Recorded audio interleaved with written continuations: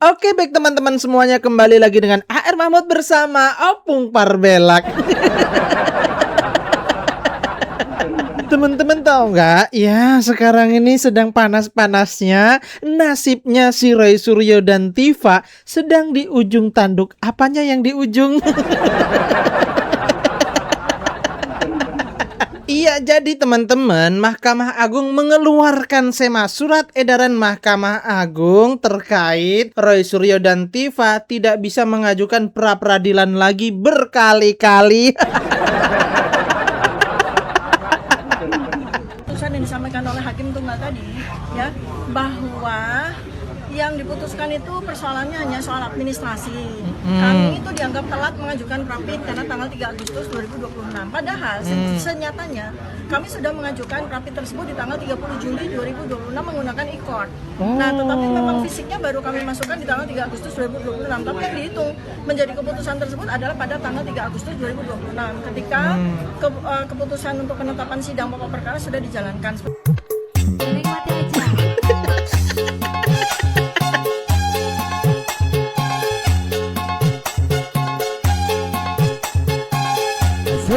Asik. Tarik Tifa. Pengadilan Negeri Jakarta Selatan telah memberikan putusan juga terhadap pra-peradilan yang pertama untuk sahabat kita, sahabat saya, Dr. Tifausia Tiasuma. Dan putusannya adalah Pengadilan Negeri Jakarta Selatan tidak bisa menerima pra-peradilan yang diajukan oleh Dr. Tifa dengan alasan semalam sudah keluar yang namanya surat edanan, ya gitu. Surat edanan atau surat edaran? Nah, kan mulai edanan nih. Dalam banget ini tatapannya Roy Suryo sama yang di sampingnya, ya kan. Edanan apa edaran? Edaran. Sudah kelihatan panik kan Roy Suryo, edaran aja ngomongnya, diplesetin edanan. Apalagi Tifa ini, ya kan. Dak dikduk ya. Jadi deh masuk penjara. Ya, sesuai doanya Dokter Tifa, ya kan teman-teman. Katanya ikhlas ya masuk penjara. Ya, mudah-mudahan segeralah ya, segera masuk ke sidang pokok perkara, tidak mengajukan pra-peradilan sehingga mengulur-ngulur waktu, teman-teman. Oke, lanjut ya teman-teman, biar makin paham, biar makin cerdas. Seperti biasa kita masih bersama Opung Parbelak. Bagaimana keseruan dan kelucuannya? Mari kita simak videonya sampai selesai biar teman-teman tidak gagal paham. Oke?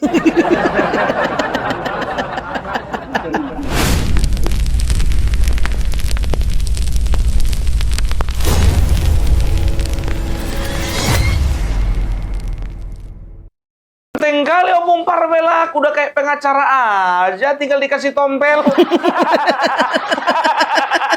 Oh, jadi kalau aku dikasih tompel udah pasti kayak pengacara gitu. Nggak gitu juga lah. Masa kalian samakan aku sama si tompel?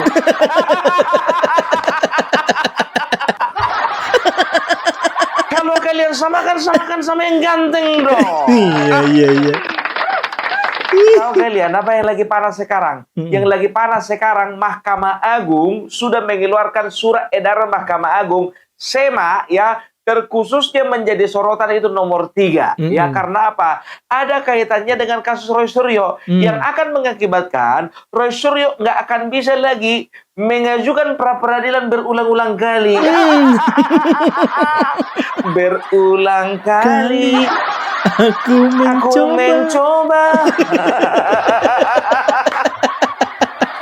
Ya, jadi kayaknya ini senada dengan apa yang diucapkan oleh abangku, ya, Bang Ade Darmawan. Beberapa waktu yang lalu di salah satu podcast, ya, di salah satu acara di stasiun televisi, ya. Nah, langsung aja kita panggil orangnya, ya. Yeah. Bang Ade Darmawan. Bang Ade. Masuk, Bang. Bapak siapa? Yang kupanggil Bang Ade Darmawan. Bapak bisa keluarkan, Bapak lagi di penjara. Saya manggil yang kurus, bukan yang bulat. Yang kurus yang saya panggil. Yang bulat jangan masuk sini, nanti gak muat kita. Ada aja yang dipanggil Adik Darmawan, yang datang Rasman Nasution.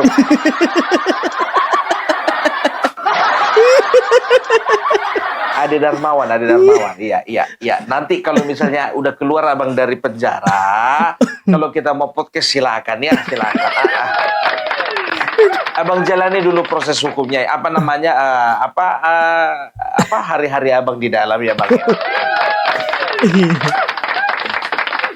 Entah kapan-kapan keluar kawan ini. Bang Ade Darmawan, Bang Ade. Kok yang ini? Aku panggil yang rambutnya cepak, bukan rambutnya gondrong. Nanti bang. Nanti aja abang datang ke situ. Nanti abang naik ke mejaku. Nanti aja abang ya. Aku nggak pernah bahas soal abang sebetulnya. Beda kali abang masuk sini. Aduh, mungkin lagi sibuk dia. Bang Ade Darmawan lagi sibuk. Ya, jadi kemarin ya. Nongol dia.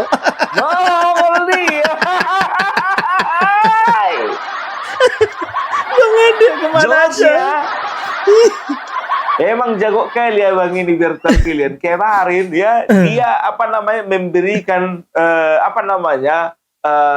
bukan ancaman ya, tapi berupa himbauan dia kepada Mahkamah Agung ya kan, bahwasanya ya dibilang himbauan nggak sih rencana ya, bahwasanya mereka tim kuasa hukum Bapak Joko Widodo ya akan membuat atau menyalakan 1000 lilin di depan gedung MA. Sebagai tanda apa? Sebagai tanda bahwasanya hukum di negara ini perlu diterangi. Belum sempat dia beli lilin biar tahu kalian, udah terbit surat edaran Mahkamah Agung. Aku WA lah dia biar tahu kalian, bang gak jadi beli lilin bang. Aku bilang begitu. Iya. Gagal total.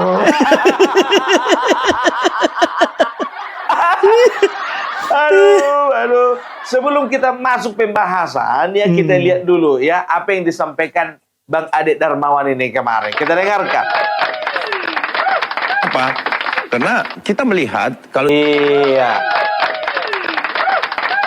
Tapi kalau ku nilai ya, kalau memang contohnya surat edaran Mahkamah Agung ini berlaku setelah ya setelah surat edaran ini dikeluarkan ya, berarti kalau ini nggak terlalu berlaku sama Mas Roy, tapi ini sangat berefek kepada Dokter Tifa. Kayaknya sih. Iya. Jadi sebelum kita lanjut, Opung Parbelak ingin sampaikan dulu sama kalian ya, bahwasanya donasi di close atau ditutup hari ini ya sampai jam 18.00. Ya, jadi Opung Parbelak dan segenap teman-teman YouTuber Nusantara mengucapkan terima kasih banyak untuk teman-teman netizen Nusantara ya yang sudah menyumbangkan atau mendonasikan sebagian daripada rezekinya untuk meringankan daripada beban daripada saudara-saudara kita yang ada di Nusa Tenggara Timur ya. Jadi untuk sementara ya donasi kita itu terkumpul secara keseluruhan sebesar Rp93.680.000. Rp93.680.000. Nah, ini dari Opung Parbelak khusus nih ya, ingin menyampaikan ya, ada salah satu grup yang ada di Kota Medan, namanya Grup Perjuangan Keadilan. Terima kasih yang sudah menggalang dana ya.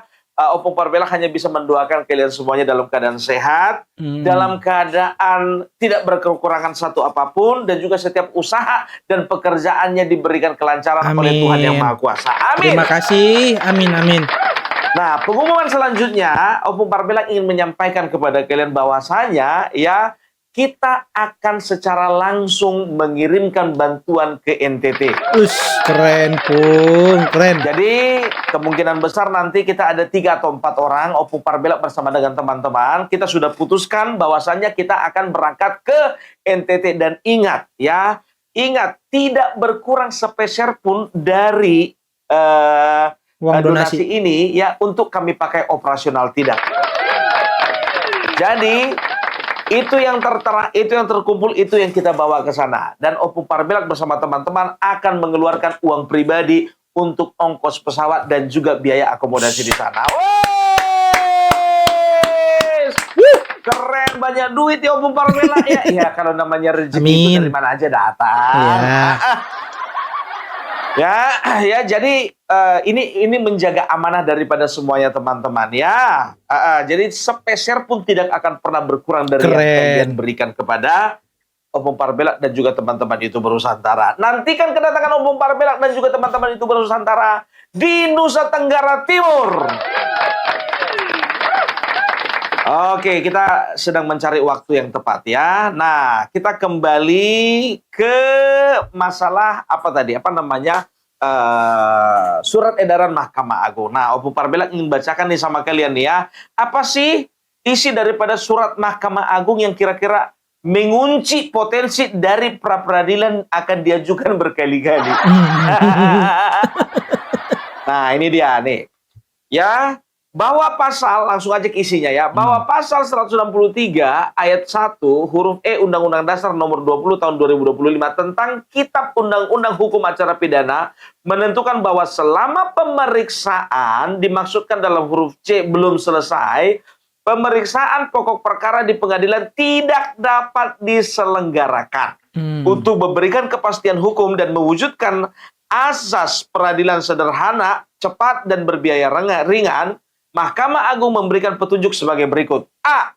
Apabila terdapat permohonan pra-peradilan yang telah didaftarkan atau diperiksa di pengadilan negeri, pokok perkara tetap dapat dilimpahkan, namun pemeriksaan pokok perkara tidak dapat diselenggarakan sampai adanya putusan pra-peradilan.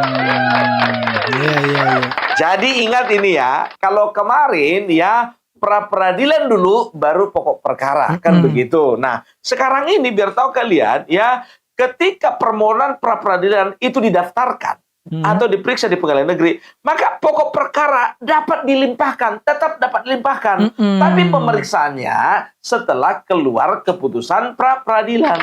Gitu, ya.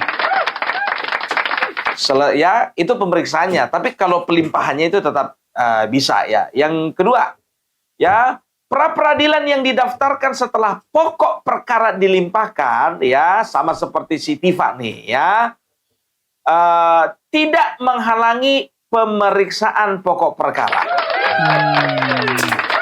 Jadi, ingat ini ya, jadi kalau misalnya kayak si Tifa, ya, kemarin sudah menjalani sidang pokok perkara, di tengah jalan, ya, dia mengajukan pra-peradilan, ya, tidak akan pernah menghalangi pemeriksaan pokok perkara.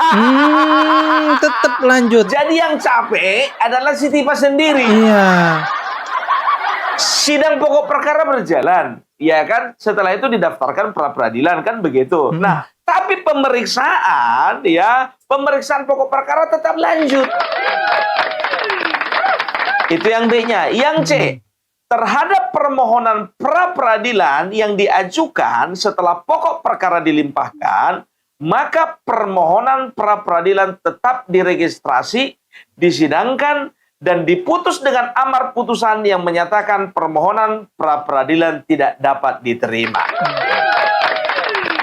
Ya, jadi untuk permohonan pra-peradilan ya yang diajukan ya setelah pokok perkara ya dilimpahkan sama seperti kasusnya Tifa ya, maka permohonan pra-peradilan tetap diregistrasi, tetap disidangkan ya, tapi diputusnya itu dengan amar putusan yang menyatakan permohonan pra-peradilan tidak dapat diterima. Jadi gimana ini? Jadi gimana ini? Percuma dong pra-peradilan.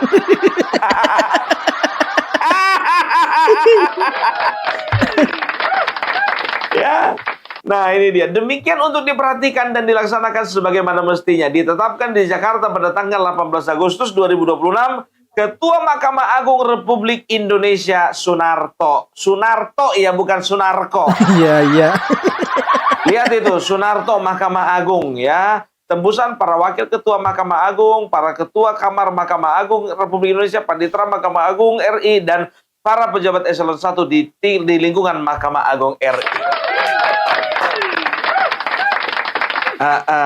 Gimana Tifa? Apakah ini kabar baik atau kabar buruk? Dan kalian tahu ya, terhadap ya beredarnya surat edaran Mahkamah Agung ini, tahu kalian apa respon daripada Roy Suryo? Apa dibilangnya? Apa? Roy Suryo cium isu kuat upaya intervensi sidang pra peradilan. Roy Suryo minta aparat tegas. Katanya ada upaya intervensi. Dia mencium katanya ada upaya intervensi.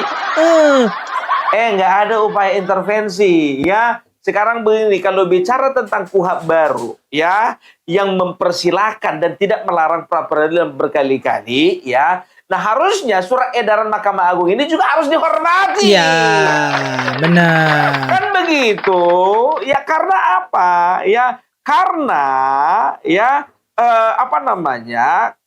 yang namanya undang-undang ini, KUHP ini, selain menjamin hak asasi daripada ya setiap yang terlibat di dalamnya, entah itu korban kah, entah tersangka kah, tapi juga harus menjamin kepastian hukum. Itu yang paling penting. Benar. Iya. Itu yang paling penting. Kita dengarkan dulu nih. Kita dengarkan dulu. Dokter Tifa bakalan semakin terancam begitu pra peradilannya. Baik, terancam atau tidak sih sebenarnya spesifik yang diatur oleh SEMA itu kan bukan hanya case dari Dr. Tifa, tapi setidak-tidaknya yang diatur adalah terkait dengan. Jadi ingat ya, ini SEMA dikeluarkan bukan semata-mata untuk ngurusin masalah Dr. Tifa. Jangan sampai salah paham. Iya.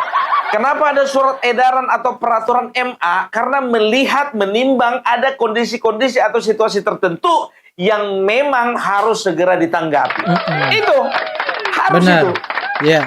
Kepastian hukum terkait pengajuan pra peradilan.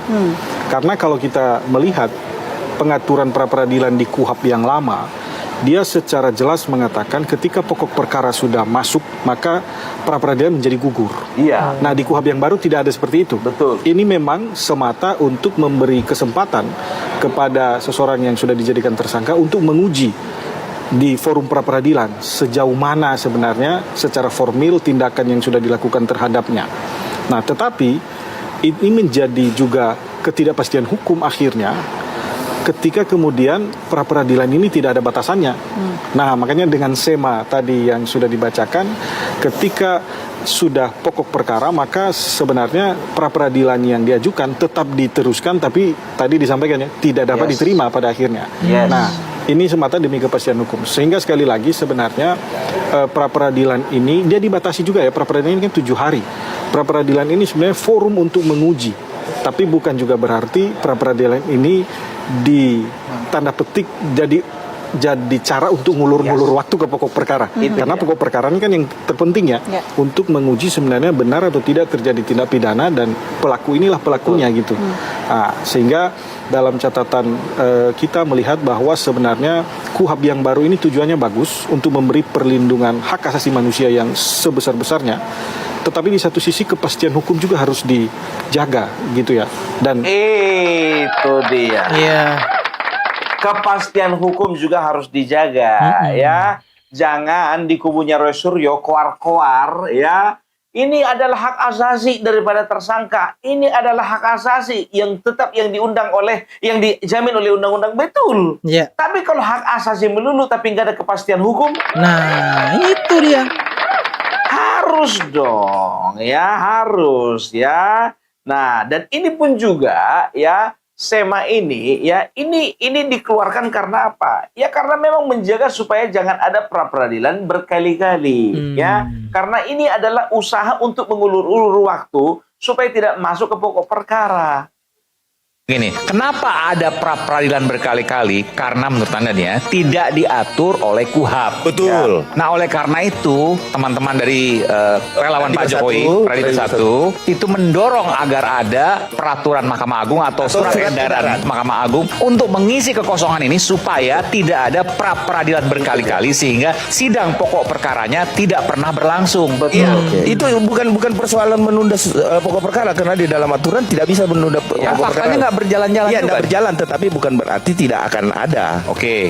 Pasti ada. Ya. Tetapi kan Kalau waktunya- pra-peradilannya terus nggak stop-stop, bisa Ya, nggak pokok perkara jalan? saya bisa menghitung, Bung Aiman. Di dalam KUHAP itu ada 9 saja objek prapit, ya kan? Ditambah pasal yang dicicil nih kayak beli panci itu tadi, ya kan? Nah, misalkan 32 sendiri, 35 sendiri, ya kan? 434, 433 sendiri. Nah, itu sudah 4 kali. Nah, inilah yang kita mendorong, ya kan, kepada Mahkamah Agung untuk supaya tidak dilakukan secara parsial. Yes. Itu saja sebenarnya, sederhana. Biar ini tetap kita mengikuti daripada apa semboyan dari pengadilan, yaitu cepat, tepat, biar ringan. Itu dia ya. Kalau pra-peradilan terus menerus ya, itu tidak mencerminkan cepat, tepat, dan biaya ringan. Ya, karena apa? Semuanya itu dibiayai oleh negara. Iya, Itu yang benar. selalu kita komplain, kan Iya. begitu. Kenapa sih harus ada persidangan-persidangan seperti ini, kan begitu. Nah, tapi ya Refli Harun mengatakan bahwasanya kalau bicara tentang pemborosan, ya sebetulnya negara ini yang boros terhadap Joko Widodo. Karena apa? Karena negara berusaha untuk mengentertain Joko Widodo. Lihat ini. Jadi kalau kita bicara tentang boros, negara ini terlalu boros karena mengentertain Jokowi. Itu yang membuat negara ini boros. Bayangkan Ini kasus gimana? sesederhana ini kemudian panjang sekali proses penyidikannya. Karena tadi back and forth maju mundurnya bukan di tersangka, karena tersangka tidak memiliki kekuatan untuk melakukan itu. Back and forth-nya ya ada di penyidik dan kemudian Yakin kalian kekuatan itu tidak ada di tersangka? Yakin? Serius? Nggak ada yang mengintervensi? Ketika di awal-awal pun juga, ya kalian ditetapkan jadi tersangka, tidak ditahan saja, ya itu pun kami masyarakat tanda tanya besar. Nah. Siapa di belakang kalian? Bener. Jangan sekarang kalian katakan bahwasanya tersangka tidak punya kekuatan itu. Justru kalianlah yang menunjukkan ada kekuatan di belakang kalian, sehingga kalian tidak Itu. ditahan. Iya, iya. Menurutku lo ngomongnya. ya. Menurutku. Nggak tahu lah kalau menurut yang nonton ini semua. Tapi sama lah ya semua. Menurutku gitu loh. Ya, dari situ setelah itu ya kan kalian diangkut. Hah? Begitu kalian diangkut, dibawa ke kejaksaan, dilepas.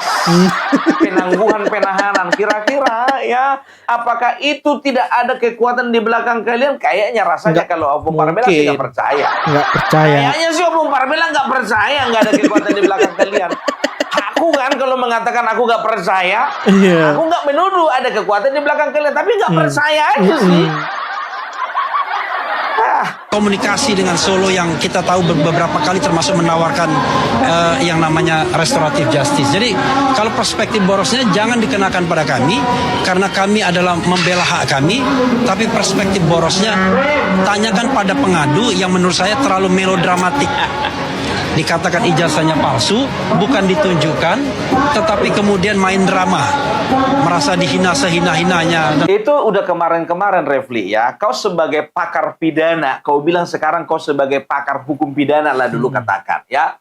Itu udah lewat. Nah, justru perkara itulah yang harus dibuktikan sekarang. Yeah. Nah, ini kan sudah proses, ya. Jadi yang main melodrama itu bukan Bapak Joko Widodo, tapi kalian. Karena Betul. apa? Mau bagaimanapun melodrama, nggak melodrama pun itu sekalipun, ya, ketika beliau tidak melaporkan itu nggak jadi masalah. Tapi ketika sudah melaporkan, sudah ada laporan polisi, nah ini harus berproses, kawan. Iya. Kalian kan kelihatan bahwasanya kalian menghindari proses itu, kan begitu. Kalian berpikir bahwasanya, ya, Egy Sujana sudah mengatakan loh kemarin itu, ya, di dalam sebuah podcast mengatakan bahwasanya, ya, Abraham Samad di awal-awal menjamin bahwasanya ini Bebas. satu pun tidak akan ada yang jadi tersangka. Ternyata meleset. Iya.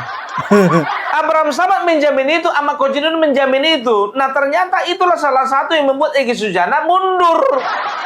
Damai Hari Lewis mundur. Rismond? Setelah itu Rismond tadinya mau ke Bali, kok belok dia ke Solo. Walaupun jaraknya ya itu beda jauh. Dan nggak satu arah. Itu dia. Yang main drama itu kalian. Banyak kali gayamu, ya kan? Kalau gaya Joko Widodo nggak akan pernah bisa nggak akan pernah mau masuk ke persidangan. Joko Widodo pengecut, Joko Widodo pengecut, Joko Widodo penakut. Sebentar yang peradilan kau. Tembelek. Aduh. Ya, nah ini ya. Ya, jadi ini adalah pendapat dari si siapa namanya itu? David Pajung, ya. Jadi apakah benar ya si Tipa ini betul di ujung tanduk? Ya, kalau aku bilang sih betul, ya. Ini telur Tipa di ujung tanduk. Opung Parvela, Tipa bagaikan telur di ujung tanduk. Bukan telur Tipa di ujung tanduk, Opung ya.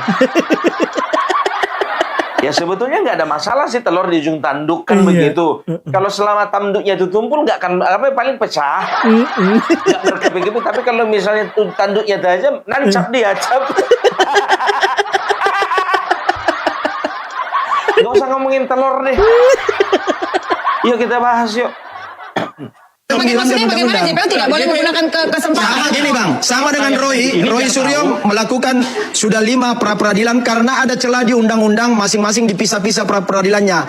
Jaksa juga memanfaatkan pasal 4 ayat 4 dari pasal 75 KUHP untuk memperbaiki. Oke, silakan Pak Katiri. Iya kan? Pasal 75 itu ada beberapa, Pak. Ya, ada 6 ayat. Nggak salah 6. Ada 6 ayat. Yang di dalam putusan itu yang diambil oleh hakim hanya 2. Yaitu pasal 2B pasal 2 dan pasal 3. Ya. Nah, berarti 4 kan enggak? Berarti apa? Berarti hakim tidak mempunyai kewenangannya untuk memberikan kesempatan. Kejaksaan punya kewenangan untuk memanfaatkan undang-undang yang menjadi haknya. Itu tidak boleh dengan begitu saja mengubah undang-undang koreksi undang-undang. Kalau undang-undangnya sudah jelas menyatakan yang 163E yang saya berikan belum ditayangkan di sini, ini jelas selama pemeriksaan sebagaimana dimaksud dalam huruf C belum selesai. Sebentar Bang, tapi ini kan bukan undang-undang, ini bukan pedoman tadi dikatakan. Harusnya mengikuti undang-undang. Oke, itu mengikuti undang-undang. Dalam hierarkis perundang-undangan itu di bawah. Oke. Masa dia menantang undang-undang? Saya interupsi Mbak. Pertama itu kan undang-undang dasar, yang di bawahnya undang-undang. Menurut Anda ini menantang? Ya, ini tidak bisa. Menurut Anda ini menantang tema ini? Selama menantang ini undang-undang? Banyak seperti contohnya kompetensi pengadilan contohnya. Oke. Nah, itu dengan undang-undangnya tiba-tiba dibuat penunjukan di Jakarta Timur. Padahal undang-undang menyatakan sidang itu di tempat para saksi di sana dan sebagainya. Itu undang-undang. Oke. Tanggapannya seperti apa, David? Jadi Perma, Peraturan Mahkamah Agung dan SEMA ya, Surat Edaran Mahkamah Agung itu sebenarnya ada 2 fungsi. Satu fungsi mengisi kekosongan, yang kedua mengisi ketika terjadi ambigu dari semua perangkat atau aparat hukum dalam penerapan pasal-pasal. Karena kemarin gini. Yang ketiga memberi penegasan. Memberi penegasan. Nah, kemarin kan kenapa Tifa melakukan pra-peradilan setelah pokok perkaranya jalan? Itu karena dia memahami bahwa putusan sela itu menghilangkan status tersangkanya. Itu pemahaman Tifa. Memang itu tidak ya, karena yang diputuskan oleh hakim Jakarta Timur itu kemarin oleh pengadilan negeri menghapus tersangkanya atau terdakwanya. Enggak, yang jelas gitu loh.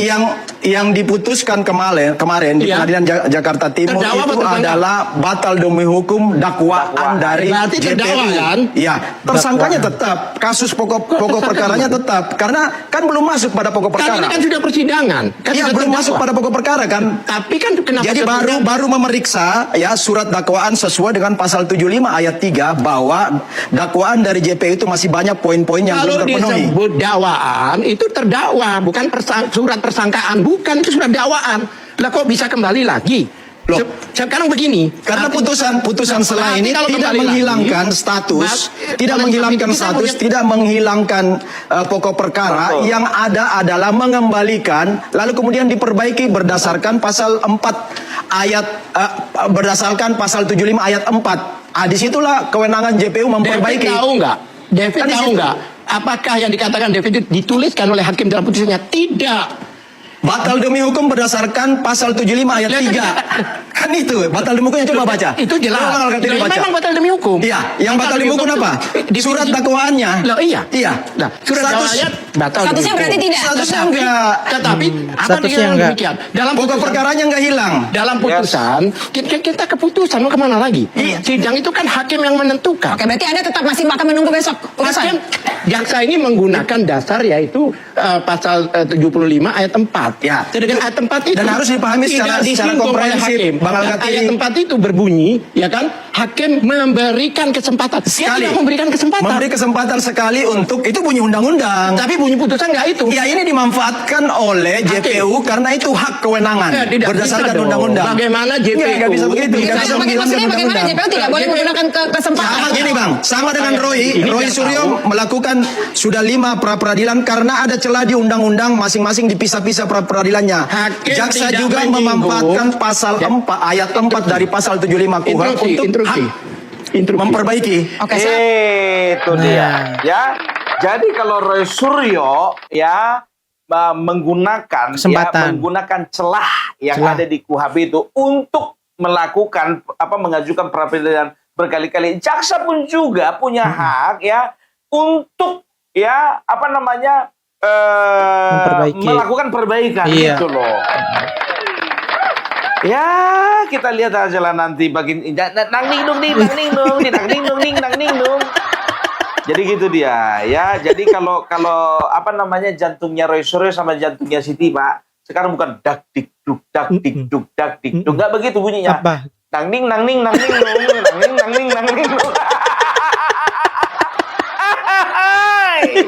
Ya, jadi itu dulu dari Opung Parbela. Kita akan lihat bagaimana keseruan-keseruan lainnya.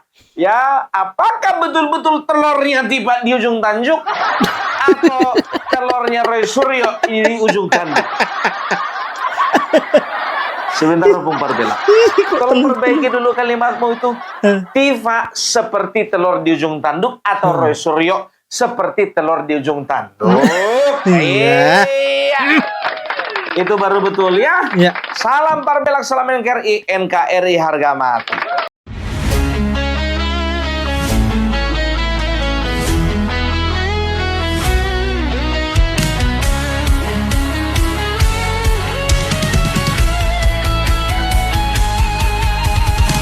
Dari utara sampai ke timur, suara jujur kini bergema. Bukan cuma cari viewers, tapi kebenaran yang utama. Melawan hoax dengan fakta, cerdaskan bangsa kan menjadi nyata. Satu nusa, satu bangsa, bersatu lawan penjajah logika. Kami adalah YouTuber Nusantara, bersatu untuk lawan hoax bersama. Tak gentar terus berkabar untuk bangsa demi masa depan Indonesia. Kibarkan semangat, ayo maju, tapaki jalanmu dengan ilmu. Nyatakan ke semua media, kebenaran selalu juaranya. Runtuhkan narasi penuh benci, hujat fitnah bertebaran, hancurkan negeri. Bersatu kita semakin teguh, YouTuber Nusantara maju. Bukan sensasi, bukan tipu daya, kami berdiri dengan berita nyata. Rakyat butuh cahaya, dan kamilah yang utama. Kami adalah YouTuber Nusantara, bersatu untuk lawan hoax bersama. Tak gentar terus berkabar untuk bangsa demi masa depan Indonesia. Bersama rakyat kita kuat, saring dulu sebelum sebar. Cinta damai benci hoax, kami YouTuber cinta Indonesia.